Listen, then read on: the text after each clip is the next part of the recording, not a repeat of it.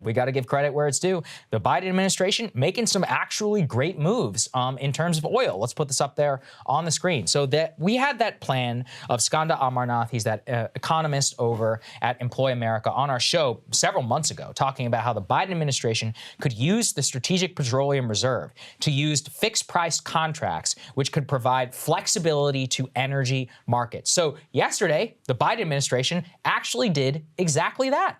And it seems, again, that they might be able to reduce the price of gas by up to 40 cents per gallon by doing this. So I think this is an extraordinarily good move. And what it means is that you essentially use the Strategic Petroleum Reserve as a setter of price by intervening in markets, by buying and selling at the right rate. I'm trying not to make it as complicated as possible. It's price smoothing. I mean, this is also sort of what Ro Khanna was talking about. It's about price stability and encouraging increase of supply to guarantee some price to the market, which will allow investors to know that they're going to continue to make the profit, which will allow the oil company to drill without fear that the rug is going to get pulled out from under them, and actually give stability to the energy market. Because part of the issue that we've had right now is because oil markets are going up and down and up and down. The investors want to have their cash, as soon as possible because they've lost $500 billion over the last several years. Anyway, personally, I think it took way too long to get here.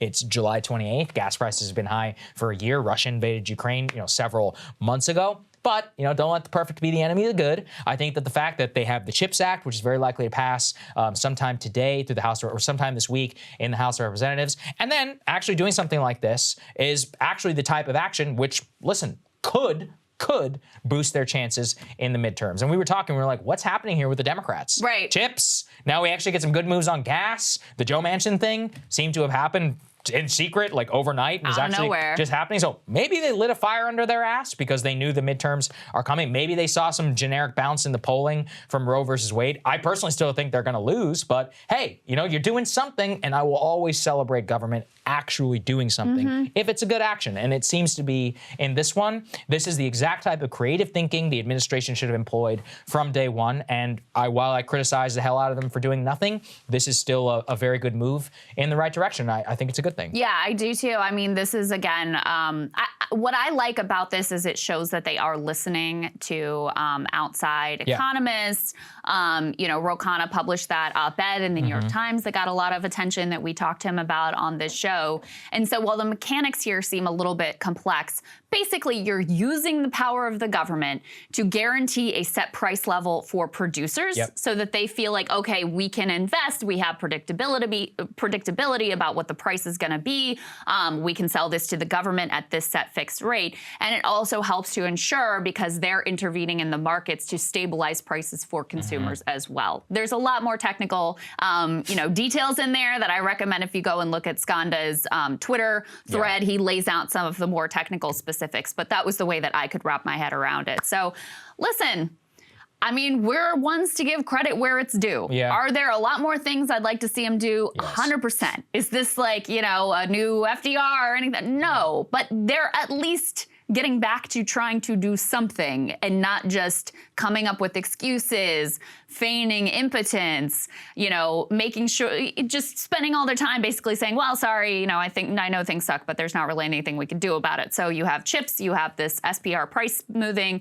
you have the Manchin Act, you also have House Democrats planning to move forward with banning all stock trading and holding stocks by members, top aides, and their spouses. So I do think that, this is just my theory, they kind of looked at the state of play politically. First of all, doing nothing wasn't working out very well for them politically, but also the polls have tightened a little bit and they have more of a shot at not getting completely wiped out in the midterms. And I do think potentially that kind of lit a fire under them of like, oh, hey, maybe we should actually try to win. Maybe we should actually try to deliver for the American people and see what happens. Let's be crazy. Yeah, look, I mean, still not a great thing. The gas is going to be $4 so a gallon, but 40 cents reduction, that's not terrible. Significant. I mean, that's hundreds of millions of dollars that consumers save every single day. So I'm going to support this, and I hope that this is just the beginning, although I do fear it's probably, given that it took them this long just to get here, probably not going to be the harbinger of anything more to come. Cable news is ripping us apart, dividing the country, making it impossible to function as a society, and making it impossible to know just what is true and what is false.